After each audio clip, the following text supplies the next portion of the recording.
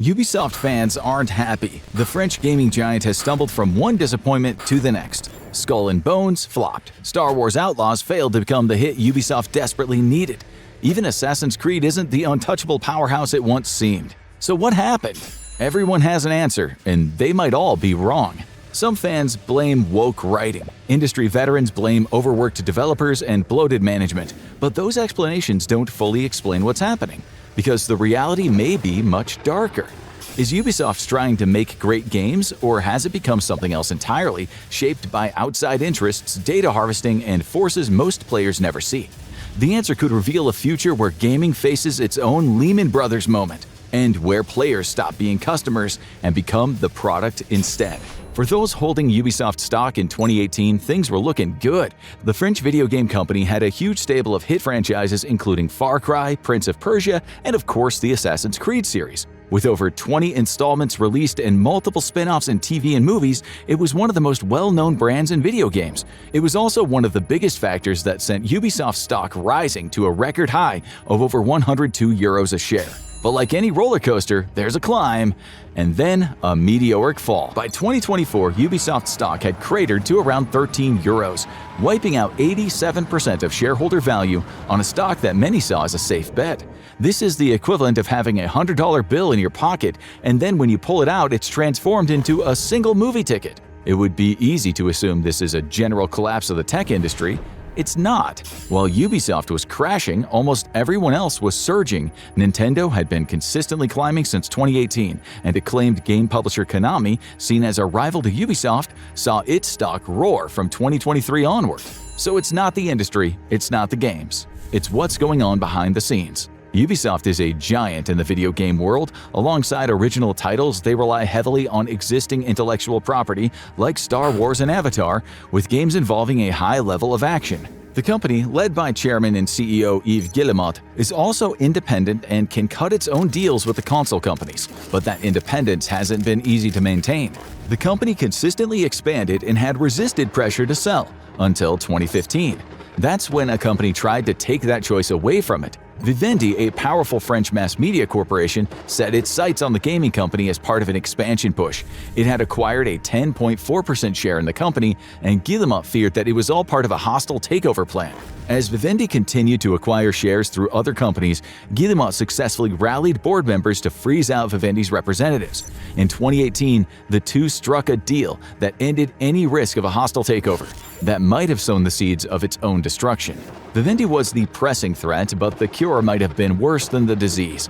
Battered by scandals, disappointing games, and a costly fight for survival, Ubisoft turned to Chinese tech giant Tencent for billions in investment. Over the last few years, that has made Tencent the second largest shareholder in Ubisoft. Some would say it's the power behind the scenes. Now Ubisoft could find itself in a hostage situation, but why would the founders hand over the keys to the castle?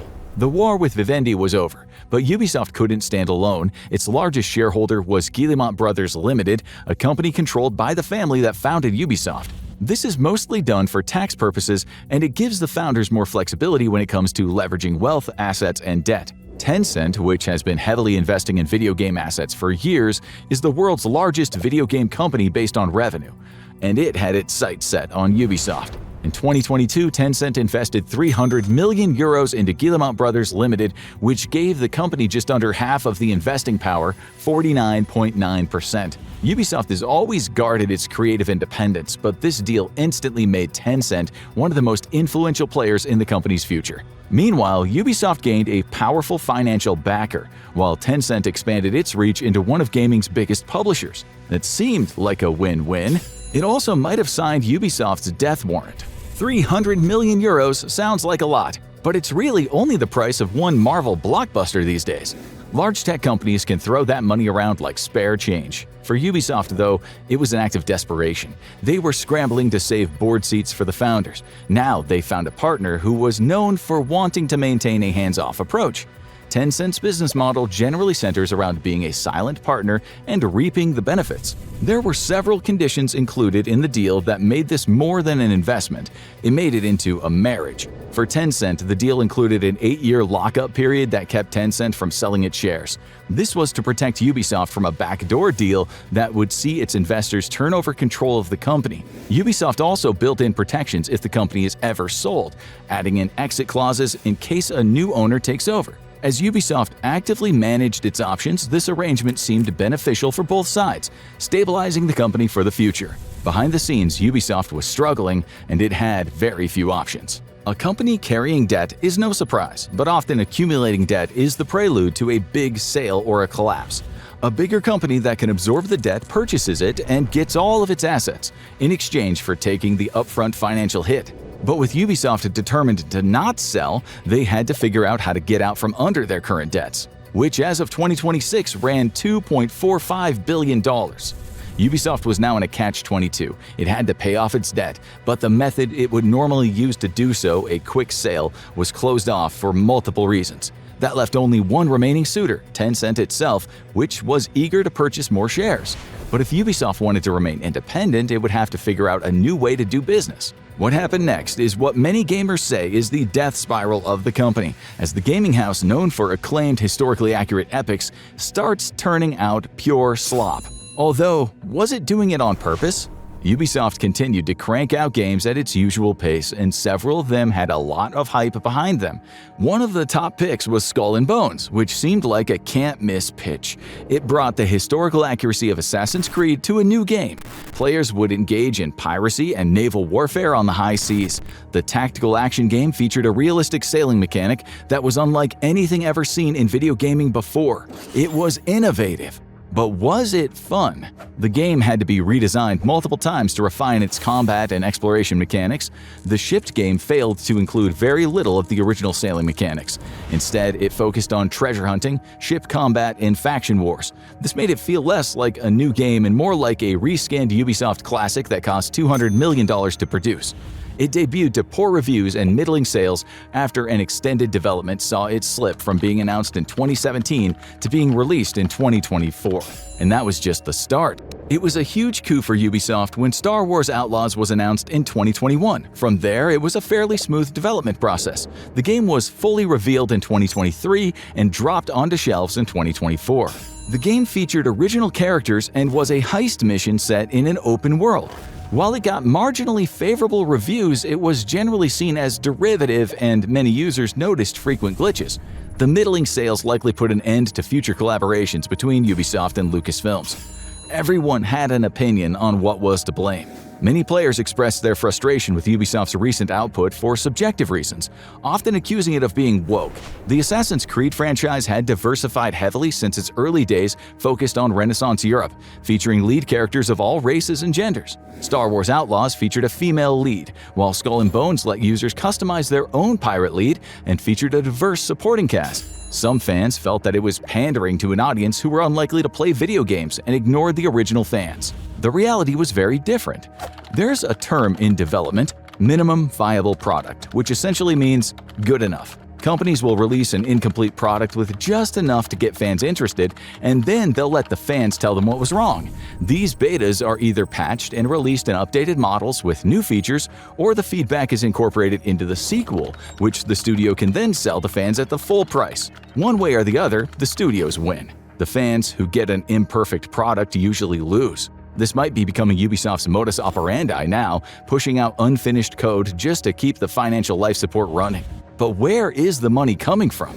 It doesn't seem to make sense at first glance. After all, who would want to put out games that don't provide a satisfactory experience?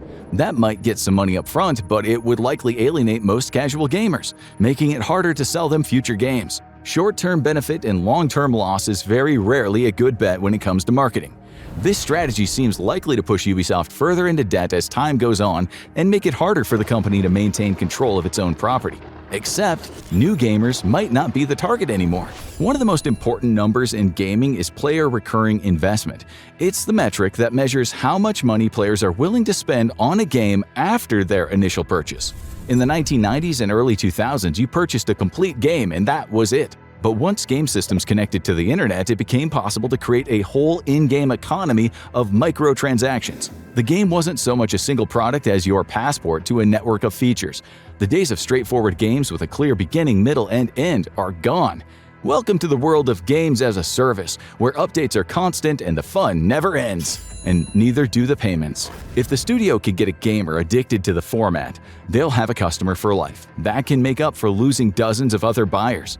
Ubisoft's become one of the biggest subscribers to this model, to the frustration of many fans. But as long as it keeps on paying, they'll keep on doing it. Ubisoft has had massive success with this model, with its recurring player investment typically averaging 43% of total annual revenue. When you remove the big game launches that have outsized impacts on the bottom line, it can top over 50% per quarter. That is a lot of money for doing little more than just selling new costumes and launching new PvP battle seasons. And when you need to put in less effort than before, you need less talent. Over the last few years, Ubisoft's seen an exodus of mid-level programming talent, the team being replaced by engagement-minded algorithms that focus on creating the next hot collectible. It's a good business, but is it sustainable long-term? Not for a company in as deep a debt as Ubisoft. They need something bigger, and they may have found it at your expense. The announcement of a new Assassin's Creed game is the kind of thing that could get people excited about Ubisoft again. The franchise is still Ubisoft's crown jewel, and the last installment was in 2023. So when Assassin's Creed Jade leaked in 2022, it picked up some buzz. It would be set during the Qin Dynasty in the 3rd century BC, and it would feature a customizable lead character for the first time. But behind the scenes, there were rumors of trouble, and soon they proved to be true. This wasn't really Assassin's Creed at all. For one thing, the game was going to be released exclusively on Android and iOS. That usually comes with more limited gameplay and a greater focus on level-based gameplay as opposed to a single narrative. It's also where microtransactions live, as everyone who has ever played a Match 3 game knows. But beyond that, the move of one of the world's greatest video game franchises to mobile raised worries of another plague of mobile gaming. Welcome to the algorithm, where you are the product. Assassin's Creed Jade isn't a Ubisoft production, it's being outsourced to Tencent, with the mobile RPG being handled by Level Infinite, their mobile gaming arm. Designed as a free-to-play game, little is known about the actual gameplay, beyond some enticing-looking trailers that hint at intense battles. But veterans of mobile gaming combat know what to expect. A never-ending supply of levels, with new gear and features always available to purchase. Many fans are dreading their favorite game series being turned into a Hero Wars clone. If it ever comes out, that is. While the game hasn't been officially cancelled, it has been hit with massive delays since 2022, and word of its development has slowed to a crawl. It's possible that Ubisoft's budget crunch led to it being cancelled. It's also possible Tencent is helping fine-tune the formula using its expertise in player behavior and engagement to make it harder to put down. And if it works, this may be what Assassin's Creed looks like going forward. And maybe all of video gaming. Ubisoft has effectively handed its most valuable franchise over to a company that could one day be a rival, but Tencent may be after something even more valuable than your money. One of the most significant acquisitions Ubisoft has made in recent years didn't make headlines at all. In 2018, the gaming company made an offer for Dutch server hosting company i3D, which hosts over 10,000 servers globally, heavily in the gaming sector. That means they have a player base of over 840 million active users, with the number varying dramatically by server. The company also provides major infrastructure for both Ubisoft and competitors. By acquiring them, Ubisoft guaranteed that it could ensure server stability for its multiplayer-heavy future.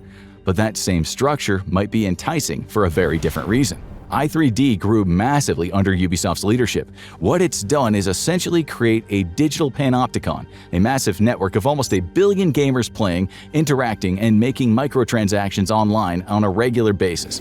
If you wanted to build a profile of the gaming industry, this is about as close as you could get. Most modern games have an online component, and their players cover nearly every demographic and genre imaginable. For Tencent, it could be the most valuable intel imaginable. Tencent is one of the most successful gaming companies in the world because of its investments, but it also has been making more aggressive steps into being a provider. Its mobile gaming subsidiary has had great success in China, but it's had limited impact in the United States. Assassin's Creed Jade was the first step in changing that, using a popular brand to introduce the user to Chinese gaming and media infrastructure. The next step? giving them access to the entire gaming Panopticon. If Tencent gains control of Ubisoft's media infrastructure, they'll have an express pass to some of the biggest gaming companies in the world and their most secure data. This is essentially a backdoor into the secrets of the most popular games in the world. Tencent will be able to discover the gaming patterns of American players. When they make their next big move into the American market, this will be an invaluable tool that could change the gaming industry forever, and not in a good way. Why would a Western gaming company leverage its future and allow itself to be turned into little more than a vessel for foreign data harvesting? Ubisoft is still a rarity in the gaming world, a major game company that's controlled by the family that founded it. It hasn't been absorbed into a larger gaming company that then turned them into little more than a boutique imprint. When the chance for a hostile takeover arrived, the Guillemots were willing to pay anything to avoid it. That's what cost them. The founding family had one priority: avoid being pushed out of their own company. When Vivendi was ready to make a move, the company thought the deal with Tencent was worth making. However, this may have been a short-term gain in exchange for long-term pain, because Ubisoft, a company already in heavy debt, had leveraged its future in exchange for maintaining its hold on the company. Now those chickens may be coming home to roost. Ubisoft has never been like other gaming companies, and that might spell its end. Ubisoft has found itself locked in with Tencent. Neither company can easily disentangle itself from the other. And that's fine for Tencent, which has the money to burn and has been investing heavily in companies like Ubisoft. But for Ubisoft, it's given up some of its independence and now it has less leverage. It's still heavily in debt and staring down bankruptcy unless its gaming fortunes turn around. If it was forced to sell, it would find itself with only one feasible buyer, Tencent, who is lying in wait. The trap is set, and Ubisoft's outlook is grim. What does Ubisoft's future look like? It's likely that Ubisoft's debt problems will only get worse, with their release schedule slowing down. Since Star Wars Outlaws released in 2024, the majority of their releases have been internally developed games. Major titles like Just Dance are produced entirely in-house, alongside releases like Monopoly and mobile games. Releases in the Assassin's Creed and Tom Clancy series haven't produced the impact that the series used to, and it's likely that due to their financial problems, they have to sell more shares. As Tencent gains more shares and Ubisoft's stock price continues to sink, the best financial option will be to take the company private, and that would make it easier for Tencent to continue to exert control, eventually gaining a majority share or buying the company outright. All the franchises, including Assassin's Creed, would be Tencent property, and the 300 million user base with it. They would also have full access to the servers owned by i3D. They would immediately become one of the biggest players in the entire gaming market, and they're ready to take full advantage. China's gaming market has been waiting for this. Tencent has been making moves in the sector for years, but they've only just been able to get shares in existing powerful companies.